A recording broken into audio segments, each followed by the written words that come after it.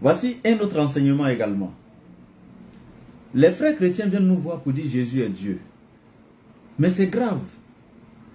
Si Jésus est Dieu, donc Dieu serait le cousin de Jean-Baptiste. C'est-à-dire que Dieu a pour cousin Jean-Baptiste. Puisque la mère de Jean-Baptiste, Élisabeth, et Marie, la mère de Jésus, étaient donc des cousines, étaient parentées. Donc naturellement, Jean-Baptiste serait le cousin donc de Dieu. Et encore, si Jésus est Dieu, les Israélites sont les frères de Dieu. Donc Dieu a ses frères, parce que dans Jean 20, 17, Jésus parlant à Marie de Magdala dit: ne me touche pas, car je ne suis pas encore monté vers mon Père. Mais va voir mes frères et dis-leur que je monte vers mon Père qui est votre Père et vers mon Dieu qui est votre Dieu. Mais il dit quoi? Va voir mes frères et dis-leur. Donc si je veux comprendre, donc ces frères-là, ce sont ces apôtres, ses frères sont les Israélites, puisqu'il est lui-même israélite. Donc Dieu a pour frères les Israélites.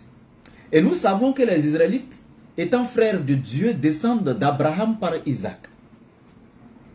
Et les Arabes descendent d'Abraham par Ismaël. Ce qui fait de Ismaël et Isaac des frères. Donc des demi-frères. Donc les Arabes sont les cousins des Israélites. Donc quand les Israélites sont les frères de Dieu, donc par ricochet, les Arabes qui sont les cousins des Israélites, ou les demi-frères des Israélites, donc les Arabes deviennent les demi-frères de Dieu. Il y a problème. Donc une fois de plus, il y a un grand souci. Dieu n'est pas un jeu. On ne peut pas jouer avec Dieu. C'est quand même le créateur de toutes choses. Quand quelqu'un me dit que Jésus est Dieu, les anges même, qui sont, je peux dire, pour que vous compreniez comme ça, comme les secrétaires de Dieu, qui est lui-même le PDG, un exemple que je vous donne terre à terre. Quand les anges même descendent sur la terre, là, ils prennent directement forme humaine pour descendre un coup. Les anges. Mais vous allez comment imaginer que Dieu lui-même, le PDG, quand il va venir sur la terre, lui, il sera obligé de rentrer dans le ventre d'une femme, passer 9 mois d'un liquide amniotique, dans l'impureté. Et quand je dis souvent l'impureté, oh les gens sont là-haut, comment tu peux dire que c'était dans l'impureté? Mais la naissance de Jésus a été la même chose que la naissance de tous les êtres humains. Mais pourquoi quand la femme finit d'accoucher, elle doit se purifier? Pourquoi on doit la purifier, purifier l'enfant, etc. Mais c'est de l'impureté. Ce n'est pas un sabotage, mais c'est qui est naturel. Pourquoi dans l'Ancien Testament, même l'état de menstruation de la femme, l'Éternel avait condamné ça comme une impureté totale. Lévitique chapitre 15, 16, allez-y voir dans la Bible. Vous comprenez? Et donc, dans Luc chapitre 2, Jésus-Christ, sa mère, après avoir accouché, allait au temple pour se purifier. Et s'il n'y a pas d'impureté, elle allait au temple pour faire quoi? C'est après une impureté qu'on se purifie. Corrigez-moi si je mens. Je crois que c'est après une impureté qu'on se purifie. Quand Marie allait au temple, c'est pour se purifier, non? C'est pour faire quoi? C'est pour se purifier.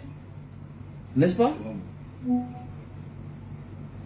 Et donc Dieu, non seulement qui est à celui qui ça appartient l'attribut de la perfection absolue, de la purification, de la pureté absolue, la sainteté absolue, le superlatif, celui qui est dans le transcendantal, qui est au-dessus de toutes choses, ce même Dieu-là va rentrer dans le ventre d'une femme d'un liquide amniotique comme ses propres créatures. Cette femme va pousser pour mettre Dieu au monde. Subhanallah. Est-ce que vous imaginez un peu la scène? C'est Dieu qui va naître comme ça. De toutes ces femmes, il va pousser pour faire sortir l'enfant. Excusez-moi du terme, mes mamans, excusez-moi. Mais on est obligé de donner des détails pour que les gens puissent comprendre. N'est-ce pas? Et c'est Dieu qui va naître. Et lui-même qui a fait c'est-à-dire qui a établi sa loi entre ses créatures, va venir encore lui-même subir cette loi? Est-il une créature pour exécuter sa propre loi? Parce qu'il a envoyé la loi pour dire au 8e jour de la naissance de l'enfant, il faudrait le circoncier. Mais Luc chapitre 2, le verset 21 nous dit l'enfant a été circoncis au 8e jour de la naissance. Qui? Jésus-Christ, Dieu?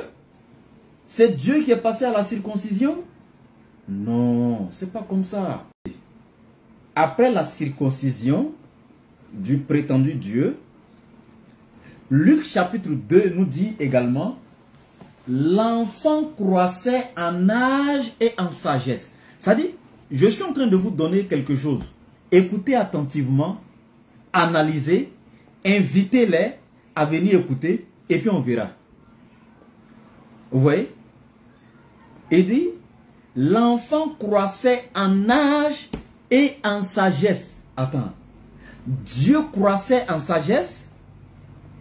La sagesse de Dieu s'augmentait étape par étape. Dieu,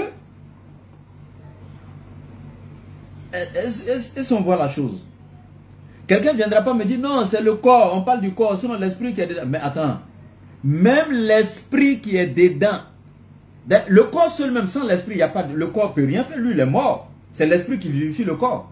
Mais quand on dit l'enfant croissait en âge, c'est l'esprit qui croissait dans le corps, en âge et en sagesse. N'est-ce pas? Dieu, subhanallah, subhanallah, subhanallah. C'est impossible. Je dis bien c'est impossible.